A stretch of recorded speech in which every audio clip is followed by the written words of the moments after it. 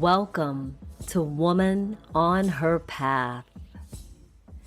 Every woman has her own unique path. But what does that mean? How does said woman know what her path is? How does she find the courage to follow her path? I am your host, Tiffany Cooper. I am a mother, energy worker, community herbalist, and bhakti yogi.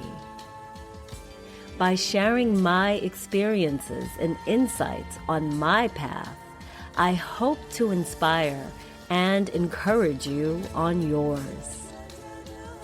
When we follow our path, we find the answers we need in life. Let's find answers together and create a better world for ourselves and those around us.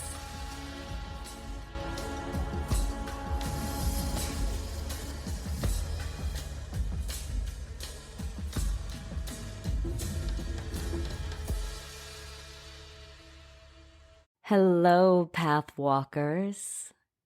Here we are together again for another episode of Woman on Her Path. I am always so happy to gather with you. Today, I have a very special episode to share, an interview with a friend and author by the name of Thane Lawrie, who I had the pleasure of meeting in one of the most enchanting places I've ever been to, Scotland. I am currently in the midst of a torrid romance with the land of Scotland. Every part of the country that I have visited so far, from the highlands to the islands to the cities, is pure magic. Scotland is a country of vast natural landscapes and untamed beauty that I feel a strong connection to. I am enamored with her history, her people, and especially her energy. When one places their feet on the ground there, a deep sense of indigenous connection fills you up. It is ancient energy, an energy that you can only experience in places where reverence for the earth was intrinsic in its original people, and as always, Mother Earth reciprocated, and still does. One afternoon, when I was sitting on the ground in the beautiful highlands with my shoes off, inhaling deep wafts of fresh air, communing with the earth and talking to her precious little plant beings, the word Hiraeth sprung up in my heart. I have spoken about Hiraeth before on this podcast and even shared a poem I wrote bearing that word as its title. But just to remind you, Hiraeth is a Welsh word that speaks to the love and connection that the Welsh feel for their homeland. That is especially punctuated with a profound sense of longing whenever they go away. The most gorgeous thing about the relationship between Wales and her people is that she reciprocates that love and calls out to them to return. The Welsh belong to Wales, and she belongs to them. I feel something similar whenever I'm in Scotland. I feel a sense of belonging to the land. I can feel her history, her strength, her magic. There is so much magic there, especially in her more rugged parts. Even within those parts, she guides you gently, then surprises you with something unexpected. She is familiar joy that lives in sweet pockets of peace. I have been so very fortunate to meet some of the loveliest people there. I have found Scots to be kind, open-hearted, generous, helpful, and funny as hell. There is nothing like being with people who really know how to laugh. So I half-heartedly advise you to go there if you get the chance. Half-heartedly because it is such a gorgeous place that I want everyone to see it. And on the other hand, I wish I could somehow keep it for myself. And don't worry, you won't need a tour guide. The people of Scotland seem to want you to enjoy their country. They know the magic of their home, and they will point you toward all the wonderful things to see. Now, enjoy my interview with Thane. He is such a special being with so much wisdom to share.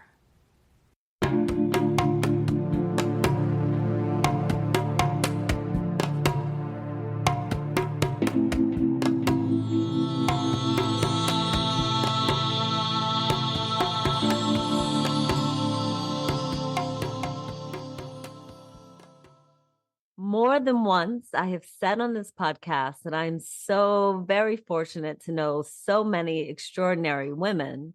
But what I haven't mentioned is that I'm fortunate to know many extraordinary men as well. And today I'm sitting down to talk to one of them.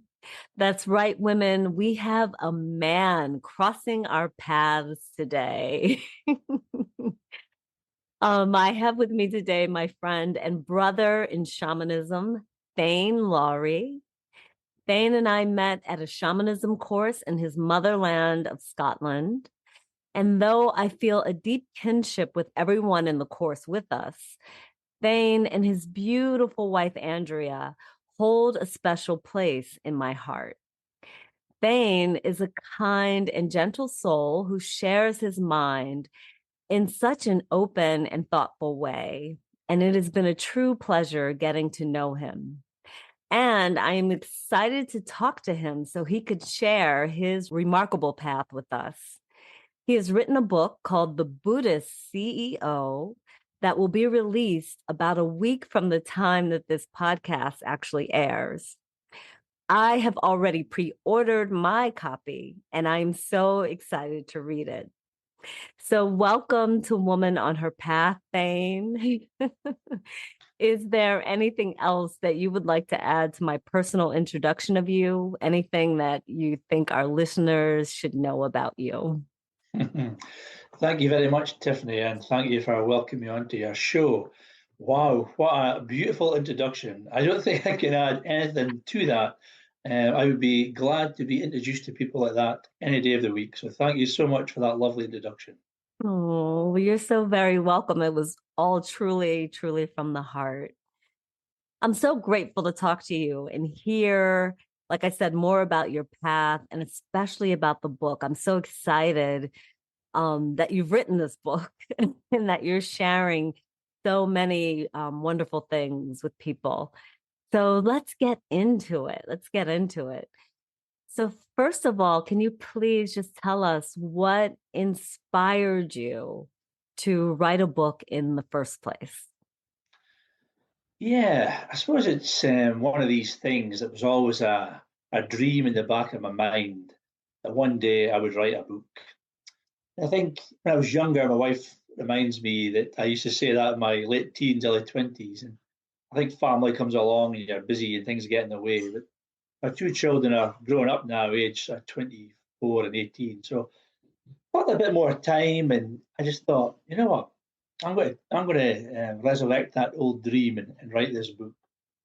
Then I thought, well, what will I write this book on? But I had actually been a CEO in my working life. I am not now, but I was a CEO for 7 years and fairly successful at it. But I've also been a practicing Buddhist for 23 years, and I found there was a real tension between, trying to diligently and wholeheartedly follow this ancient tradition while still be a modern businessman, a modern chief executive officer. And it threw up a lot of dilemmas for me in terms of how does a Buddhist deal with these difficult situations, staffing situations, financing situations, etc. So I thought, I bet there's a lot of people out there feel exactly the same way that a Buddhist, or there could be any religion, or there could be of no religion, just a moral person, or they follow things like yoga or shamanism or Tai Chi. The dilemmas between how they apply their moral principles to difficult modern day situations. I just thought this could be a story that might be of interest to many people. I so much agree with that. It's one of the reasons I'm really excited to read it because I live in an area where lots of people work in the corporate world. I know some of their struggles. I actually taught yoga in corporate environments before. And I would, hear from the students in the class how they had struggles in dealing with the corporate world and trying to live the rest of their lives along with that. Kind of the corporate world kind of was taking over their lives. So I think this book, it sounds like it's very valuable in that way in helping others. So is your book somewhat autobiographical? Is it based on your life and experiences? Good question. It's not wholly autobiographical. When I started out on this venture, I thought I could write a memoir, which would be 100% autobiographical. But I decided that morally that was unfair to write about people who never asked written about, or my company who they never asked for me to write about them, sort of thing. So I felt really, I felt uncomfortable with that. So what I thought was I'd create a fictional character, and the main character is a Scottish man like me called Hamish, a very Scottish name. And I thought I could draw upon my own experience to create this fictional story. But there's no doubt that a lot of Hamish's inner thoughts and how he approaches life, there's definitely a lot of me in there. But it is a fictional novel. But I'd be lying if I didn't say there was a lot of me in there. So how did you come to the path of Zen Buddhism in the first place? Good question. There was something about Buddhism that always appealed to me, and maybe on a more superficial level, even going back to my sort of teens, there was something about the image of the Buddha. He just looked very peaceful to me, and just somehow always captured my imagination. I started to read about Buddhism maybe in my late teens, and I started to meditate, and it was something I enjoyed doing, but wasn't really. I wouldn't have described myself as a Buddhist or somebody who was a practicing Buddhist. But as life went on, I got into my mid 20s, and Andrea and I had our children, and Andrea actually suggested to me, and this actually is sort of reflected in the book. The main character, he attends at his first Buddhist meeting. That was the same for me. I went to a Buddhist meeting in the city of Aberdeen in northeast Scotland. And just by chance, there was a Buddhist monk who I ended up getting to know very well. He's actually a Zen master who was at the group that night and showed us how to meditate. And then after the meditation, there was a talk from this guy, from this Zen monk. And I still remember it vividly, almost 23 years later. He just said things that just made so much sense to me. It was so profound. I actually wonder if he was actually looking into my mind and he was actually answering all my questions. He knew my inner feelings, which he wouldn't have claimed to do. It just felt like that. He talked about acceptance and accepting where you are in life and being grounded in the moment, not living in the future, not living in the past, try to be present to see your life where it is. And there's just something about that made me reflect upon my own life and just thought, how often am I in the past thinking about things that were said in the future, hoping for the future. And how rarely was I then ever just in the moment. And I was just something that really resonated with me and just really sort of stuck with me. And I started to put these things into practice, meditating every day, trying to live in the moment, trying to be mindful. And from there, I became more and more interested in the whole Zen practice. And I started reading books about Zen, attending this group in Aberdeen very regularly. And the monk was a regular visitor every month and asked him questions and just developed more and more knowledge and just enjoyment of it. And the group is associated with a monastery, which is also included in the book. It's just a real place. So, but in the book, I've fictionalized the monks. I know all the monks' names, but in the book, it's not real. I've fictionalized it. The place is real, and it is in the book. And it's a monastery in North England, an area called Northumberland. It borders Scotland and England. And it's set in these beautiful, rugged hills, I suppose you'd call them, just rugged, sort of rolling hills. And I just sort of fell in love with going to the place on retreats for a week at a time, getting to know the monks, and just getting to sort of be around other people practicing. And I suppose it just took hold of me in a way. And that's one of the sort of themes of the book, even balancing that with modern life, that this spiritual practice is taking hold of the main character as it took hold of me in a way. And I just found it really I really connected with it. It resonated with me. Now, when I practiced it, it made me feel more peaceful, made me feel happy. And, it wasn't a magic cure for all the problems. And I admire that honesty about the monks as well, that, training and meditating, training, when I say training, I mean Buddhist training, trying to diligently practice and everything you do. It's not always easy. And they meditate facing a wall, so there's just you and the wall. There's no distractions, there's no TV, there's no cinema. Just facing a wall, your inner demons can rise and you can see the parts of yourself that maybe you need to work on. It's not necessarily always easy, but I just felt that something about this just made sense to me and just made me feel happier in life. Hmm. And is that is the monastery, is it Thassel? Yeah, it's an unusual name. It's called Throstle Throstle. Hole, separate word, Throstle Hole, which I think is an old English word in terms of throstles to do with birds. So it's in a kind of ravine in this valley, and I think there's lots of birds. We refer to all these birds living there, the throstle. So Ah. Throstle Hole is what it's called. It's an unusual name, but it's a great place. If anybody, I like to think that some of the most evocative moments of the book are actually set there. Two chapters are kind of set in Throstle Hole, two out of 10 chapters. And there's one where the main character, he sits at the top of the ground. Throstle's actually, there's about 500 feet of difference between the bottom of the monastery grounds and the top of the monastery grounds. So it's quite steep. So he walks up to the top of the monastery grounds. He sits there and he's reflecting upon his life. And there's actually a photograph of that actual place on the Throstle Hole website. They've got a gallery sort of image, and you can sort of look at that. So that was of interest. If you can maybe get a sense of where he was sitting and the beauty that was surrounding him. But yeah, it's a special place, Throstle Hall, special place. Yes, I remember you telling me about it before, and I haven't gotten them yet, but I did order a couple of the books, The Wild White Goose that you were telling me about.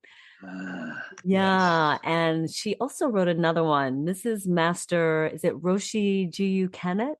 Did I That's say right, that yeah. properly?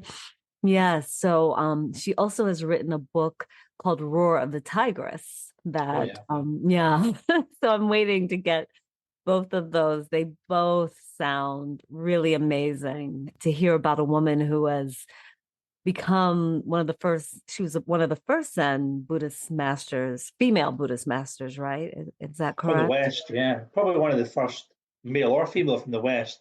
But certainly Oh, she was certainly one of the first females. I'm not exactly sure if she was the first, but she certainly would have been one of the first. yeah. Yeah, I'm so really we're on interested. a podcast that in many ways is dedicated to the women, and I'm quite actually proud to be asked on this podcast and feel quite humbled by that I've been given a slot. But my Zen hero or my Zen heroine is probably Reverend Master G.U. Kennett, who you mentioned, the Roshi G.U. Kennett. So I never actually got to meet her. She died in 1996, and I got into this in 1999. Although I do know quite a few of the monks very well who knew her very well. So I've heard plenty of stories. But if you ever want to read a book about an inspirational woman who had a lot of fire in her belly, that's for sure, The Wild White Goose is an incredible read. Not always an easy read, but she went to Japan and it was in the 1960s, I can't remember the exact year, early 1960s. And she stayed at a famous Japanese Soto Zen temple, which is still the main Soto Zen temple. I'm saying Soto Zen, there's different schools of Buddhism. So Zen is one of them. Zen split up into Soto and Rinzai, the main two. You get Tibetan Buddhism, all different sort of things. So Soto Zen is a particular school of Buddhism that I follow. And the main temple is called Sojiji, Sojiji, and it's in Tokyo. And she was the first, only woman in that monastery in the early 60s. And I think there was about 1,000 monks.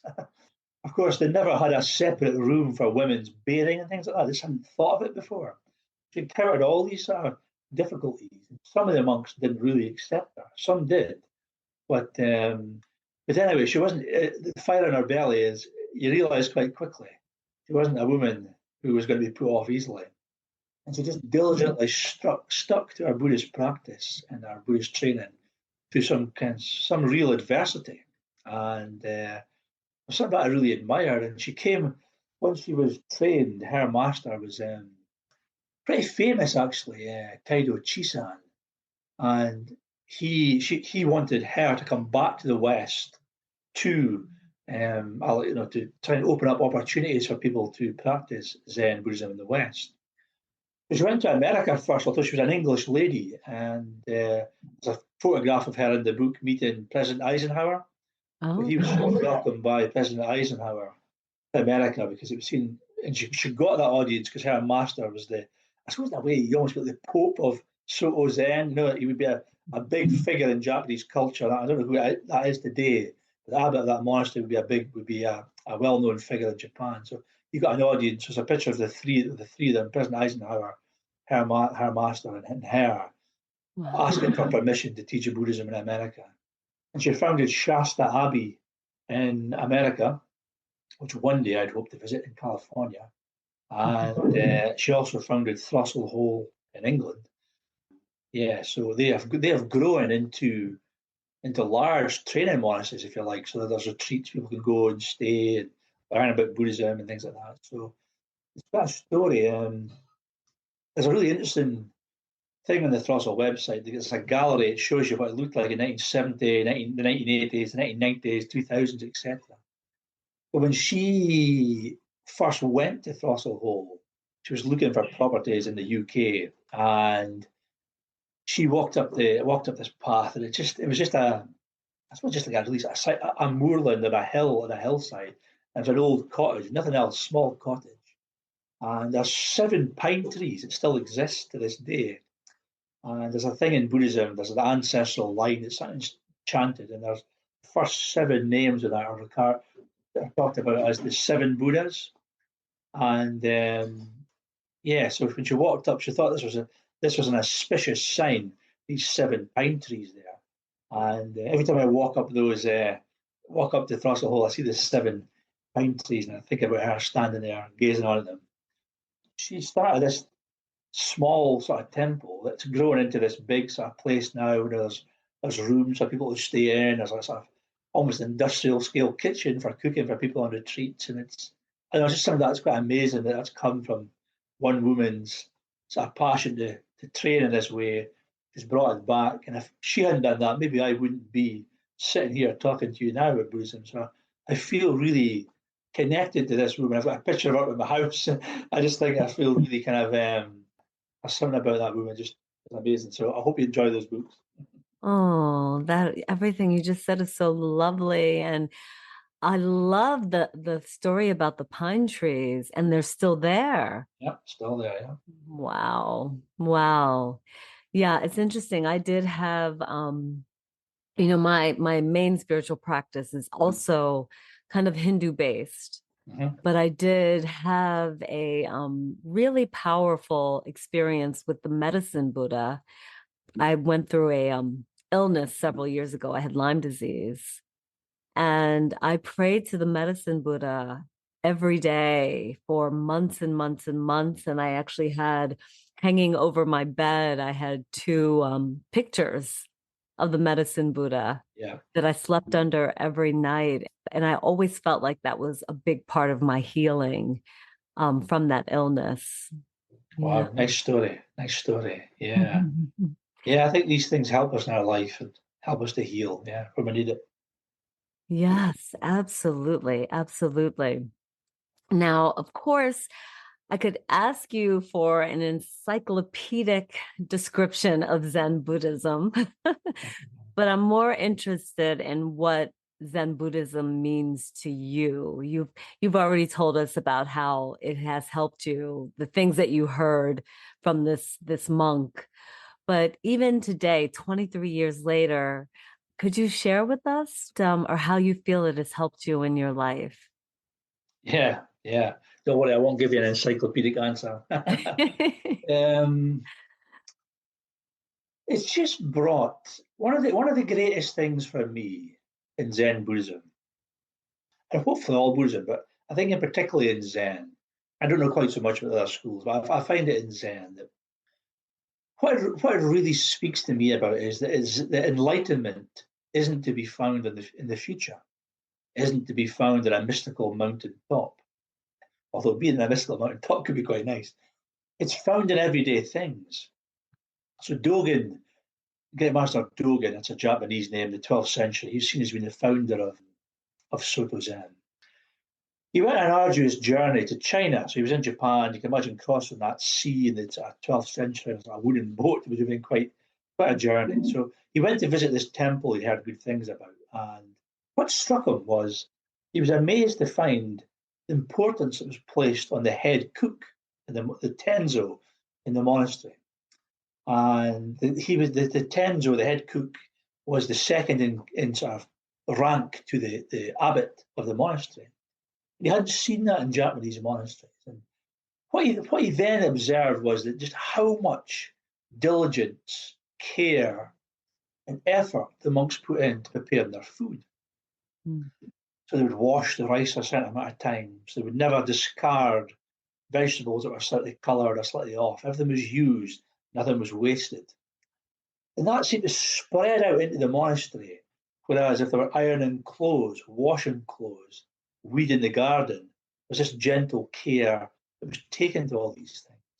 That's very much a Zen spirit. The enlightenment, Dogen's view was we're already enlightened. It's within us. We just need to wipe away the clouds. It's because we're thinking in the past, thinking in the future, rather than living here, now in this moment, where enlightenment is. That opened up a huge joy for me. I found that daily tasks became enlightened action. So things that I was indifferent to are things that I was neutral about: washing my clothes, hoovering the floor, washing the dishes, became joyful acts of enlightenment, I suppose I could say, that being in this moment, I could actually give myself the most things and feel grounded at peace in everyday things. I think maybe somehow I always thought my happiness or my contentment was to be strived for and found in the future. Whereas Zen taught me, actually, just live now. Give yourself fully, even the things you washing toilets, the things you maybe don't really look forward to, became things that I actually enjoy doing now. Because if you just give yourself fully to these things, you can be mindful and just get away from all of the noise in your mind for a while. So to me, it's about contentment, living now, finding peace now in the most mundane things. It doesn't have to be special. I don't have to be doing something special. Although I still like doing special things. I still go to the cinema, go out for a meal, go on holidays. I'm not saying we don't do these things, but actual peace and contentment is taught me is found in every moment and just being present to it. Thank you for sharing that. That's so beautiful to be able to take a spiritual practice and really integrate it and use it in your life and see the value of it in everyday life is really, really special. Yeah, it is. I agree. So now getting into the book again. I'm like I said, I'm so excited about it and very curious about the book. Since you actually were a Buddhist CEO, what were the biggest challenges for you as, a CEO and then, being a Buddhist and seeing things through that light? Good question. Good question. Yeah. Well, in the book, and to some extent in my life, the main character in the book doesn't really set out to be a CEO. It just sort of happens. And quite a few CEOs I've met, it's been the same experience for them. Just over time, have built up expertise and skills, and just even sometimes just by luck, opportunities arise, and you find yourself being maybe asked to go for a position, or yeah. So I was in that vein, as is the main character. I worked for a company called Scarf, as a scarf you put down your neck. Although it was nothing to do with scarves, it was an acronym for Save Cash and Reduce Fuel, a not-for-profit organisation that was helping people living in fuel poverty. Got a big issue in Scotland, and maybe in North America as well. Quite cold country in the winter, and a lot of stone properties that are old, where houses are quite cold. It's a big problem. People being able to heat their homes. So that was one of the main things we worked on, and almost a bit of luck, I ended up being the chief executive, or a bit of somebody else's bad luck.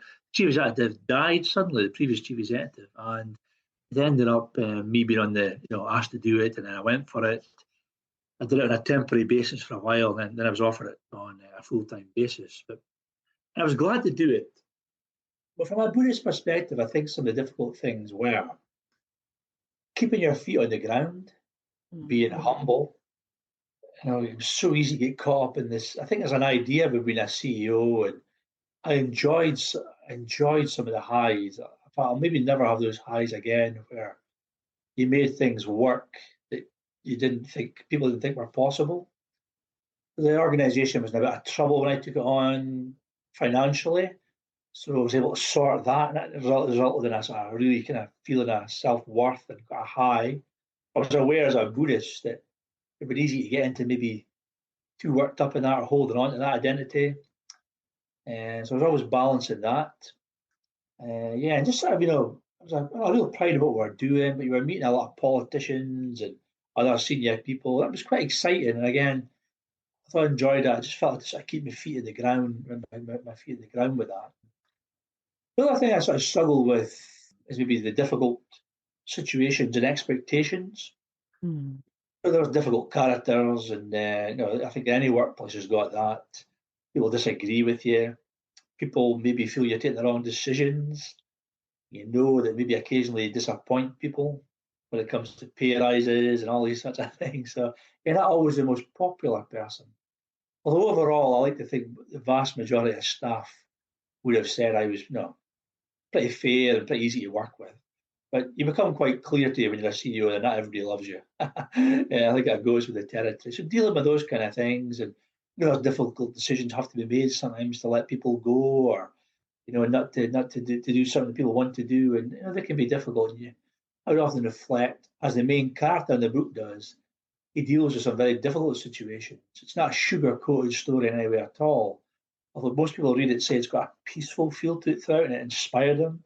But he faces some difficult challenges in the book, and there's that inner turmoil. Could I really have done more as a Buddhist to do that? And there's often that tension that he feels. I felt in my own CEO life as well. That that tension between that pressure. I had a board of directors, as all non-for-profits do in Scotland. I think America would be the same.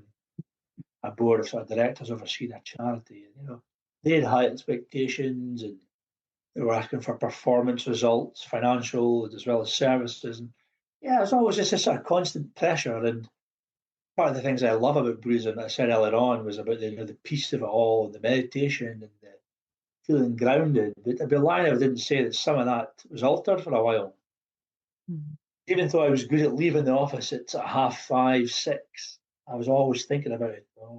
Even in meditating, I was aware that I'd be thinking about some aspect of the company. So yeah, I found that quite tricky, quite difficult. And Buddhism helped me with that.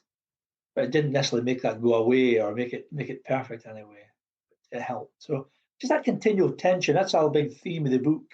Can these two worlds be dissolved? And how does Hamish, the main character, go about resolving these things? And how does he square some of these difficult decisions with his Buddhist belief?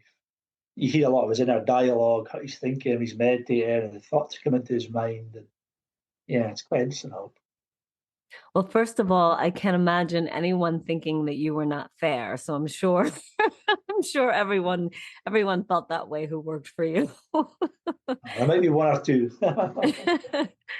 Yeah, I love how you described that too, about how Buddhism did help you. It didn't make everything magically go away, but No, it did no. help you deal with those struggles that you were going through in your work life. Yeah.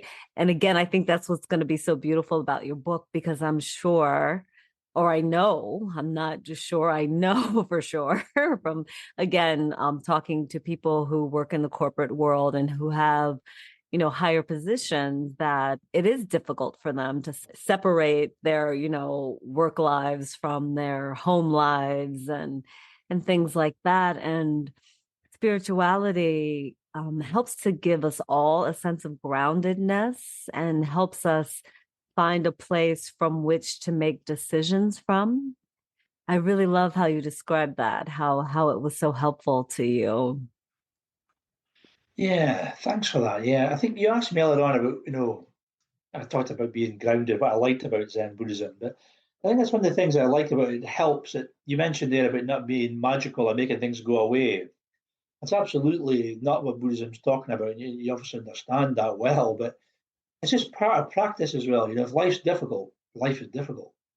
That's just what you're training with there and then. And but peace can be found in the midst of that as well. So I found it was possible to try and feel grounded at some level, at least feel that to some degree, while still dealing with difficult situations. As you say, it wasn't perfect. I didn't walk about with a halo, or I didn't feel great all the time, but I didn't push them away. And I think that's one of the things the book he talks about trying to dissolve, trying to sort of balance that. But Buddhism doesn't say just because you practice Buddhism, life will be easy. But the things that are hard are part of the training as well. We don't have to be scared of them. We can sort of roll into them and be grounded in the midst of those things. And still practice. We don't turn off the Buddhist practice when life is difficult. We keep it going, and we just try and keep practicing as much as we can with these things. Oh, wonderful. Now I have to ask you about the way that we connected Yeah, through the path of shamanism in Scotland, which I'm so happy about because I'm so in love with Scotland. I love it. I love it. This course that we're taking is just really phenomenal. It really is a beautiful course.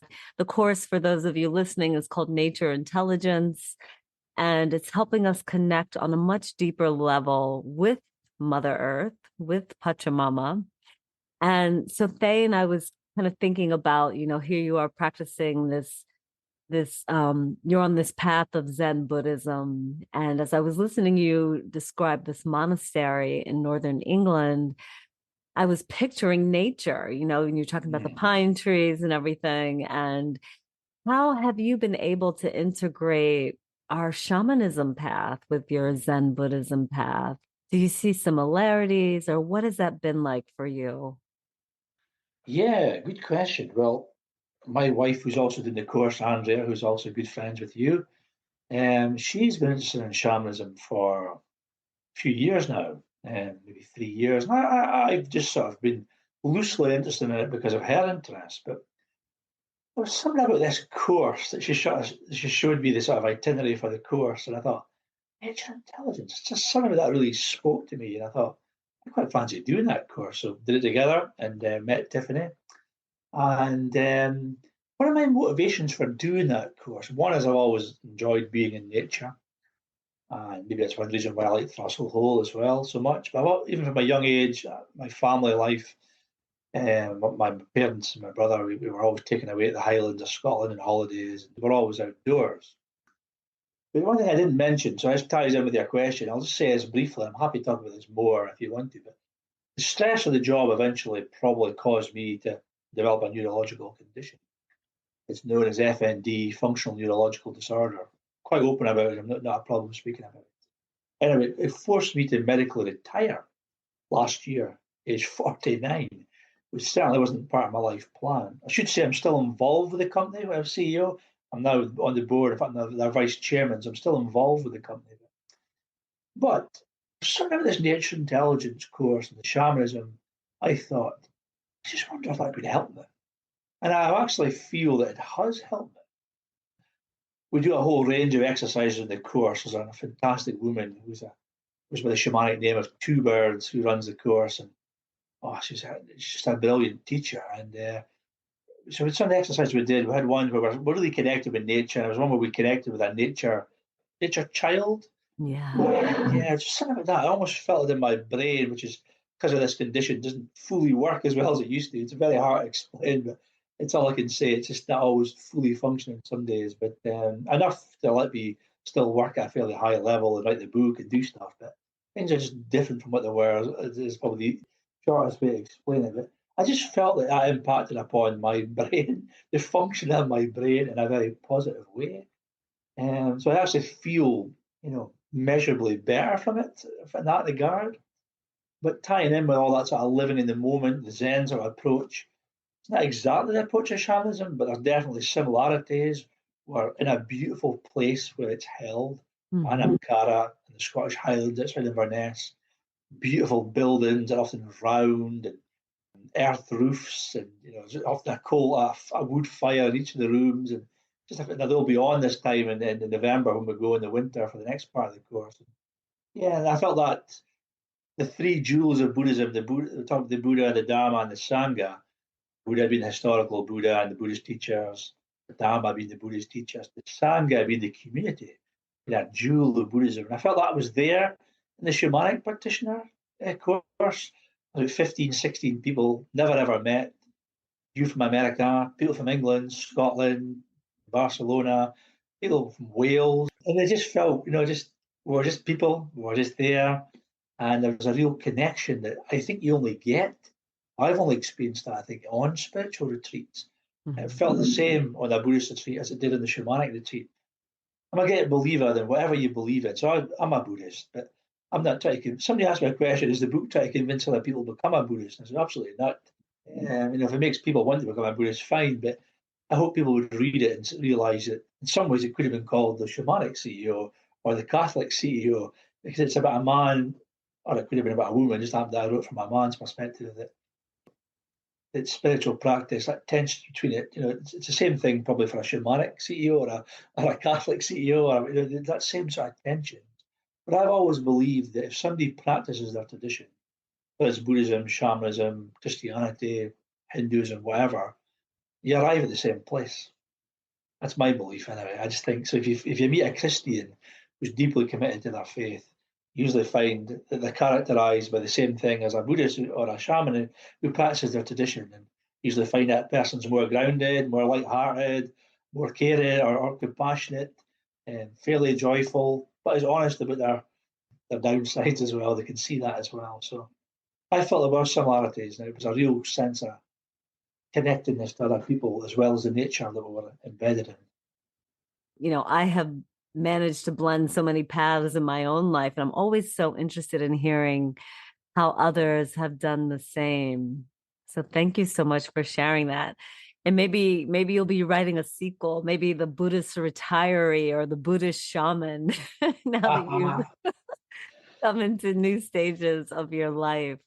Really. It's interesting you say that. I'm actually writing the second book, and I'm on chapter 5, and it is actually a follow-up to the Buddhist CEO. I've always seen it as 2 books, and only 2 books. So there is a second book planned. So watch this space. That's for a podcast next year. Yeah, definitely. Yeah, as soon as that one's ready to go, yes, we will definitely. I'll have you back on. That would be lovely. Oh, brilliant. Yeah, I mean, is there anything else that you would like to share with our audience about your path or about your book or your coming book? Well, there's a couple of things I'd maybe say that as a man, I like to say I think women are great. And obviously my mother was a woman, my wife is a woman, and they're two of the best people I've ever met. My spiritual heroes are quite often women, Geo Kennett. And until recently, the abbess, I think is maybe the right title, of Throstle Hole was a woman. She just stepped down. She's actually 86 now. She stepped down just because she felt she wanted to take it a bit more easy. And the current abbess of Shasta Abbey in America is a woman as well, who I think her origins are Scottish. I could be wrong on that, but I think she's from Perth, if memory serves me right. But so it just shows you women have a real prominent place in certainly the Western sort of Soto Zen tradition. So I just want to mention that as well. If anybody's interested in the book, it can be in America. It can be bought on Amazon, Barnes and Noble. I think they're two of the biggest sellers there. It might make its way into bookshops over time. We'll wait and see, but it'll go out. It'll be offered to bookshops as well. So we'll wait and see. But online, it can be bought at Amazon and Barnes and Noble. I will be sure to put a link in the show notes of the podcast to Amazon and Barnes and Noble. And also, just to let you know, I did just Tuesday, just a couple of days ago, request it in my local bookshop. So, Brilliant. yeah. So hopefully she will get it in there. I'll talk to her more about it. I would love to see the book in this area because, as I mentioned before, I live in an area where there are a lot of people who work in the corporate sector. And so I think it would be so helpful to all of them. Yes. And thank you for sharing what you just shared about the women in your life, that they have been an influence. And absolutely. I have not met your mother. I did not get a chance to meet her, but I have met your beautiful wife, Andrea, and she's got one of the most beautiful Scottish accents I have ever heard. She loves that. She loves that you say that, yeah. I could just sit and listen to her talk for days. Just listen to her. Maybe I'll get her to read me a book or a bedtime story or something when it's there. I'm sure it can be arranged. Actually, I was also just remembering that, as I mentioned in the beginning, that this podcast will air approximately a week before the book is due to be released. And at the same time, we will also be together in person instead of, yeah. So that's really exciting how all of this will coincide. I know, that's quite amazing, actually. Yeah, the book comes out on the 13th of December, but it can be pre-ordered now. Yeah, isn't that strange how we'll be together when the podcast comes out just before the book? Yeah. And you'll be in Scotland probably when the book comes out because you'll still be here, won't you? Yeah, exactly. Yeah, I'll be staying for another week after our course and exploring some more of that beautiful, beautiful country with such beautiful, beautiful people. I'm so excited about getting a chance to come back there. Well, it makes me very pleased when I hear how much you love Scotland. I'm from Scotland, and it's nice to hear that somebody comes across here regularly from the States loves it so much. It's quite nice to hear that. I'm feel very fortunate to have been born in Scotland. I do love Scotland, and I love to hear hear you express your love for the place. So it's great. Yes, and you'll have to come here again. I know you've been to the States before. Yes, come and we'll go to the Shasta Abbey because I've heard of it, but I've never been there. I used to live on the West Coast. I used to live in California. And so I had heard of it, but I never got a chance to visit. Yeah, well, I genuinely mean this. I'm not just saying this. I think Andrea would feel the same way. I really hope this is the start of a long friendship. And I believe you're coming over to one of our other fellow participants, potentially visit them in the next year.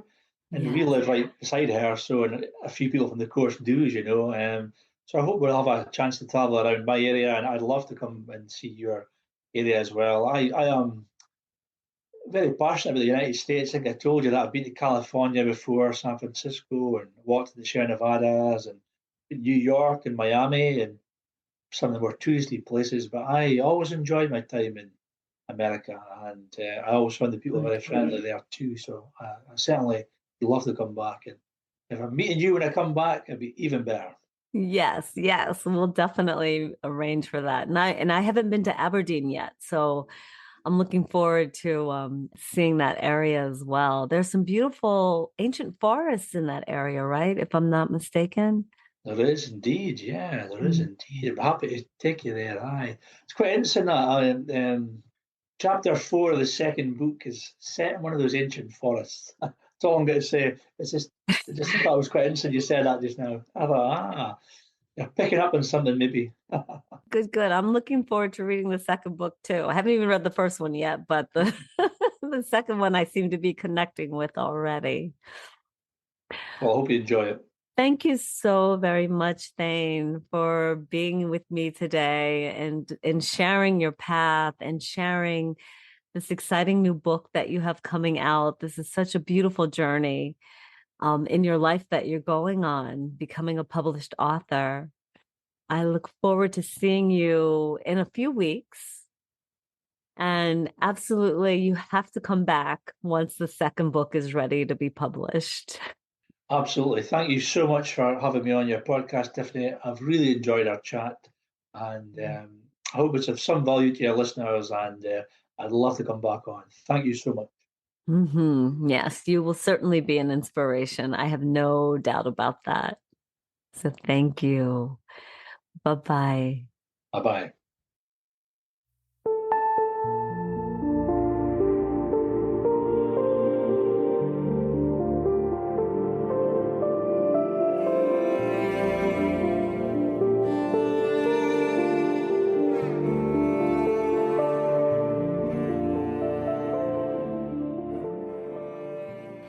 Thank you for joining me and Thane today.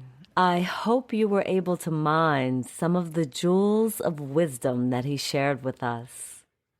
For patrons of this podcast, I will talk to you next week. For those of you who join us on a monthly basis, have a happy, happy holiday season. Whichever holidays you celebrate this time of year, I hope they bring you deep joy and meaning. This is the time for us to go deep within and connect with gratitude to the love within our hearts. I wish you the best, and I'll talk to you in the new year. For those of you interested in becoming a patron of Woman on Her Path, to not only listen to the full catalog of the show, but to join our budding community, please visit Patreon, patreon.com/Woman on Her Path. Thank you so much for listening to this show. I hope you found something useful. Like everything in life, we can take what we need and leave the rest. Please feel free to contact me with comments or questions at womanonherpath@gmail.com.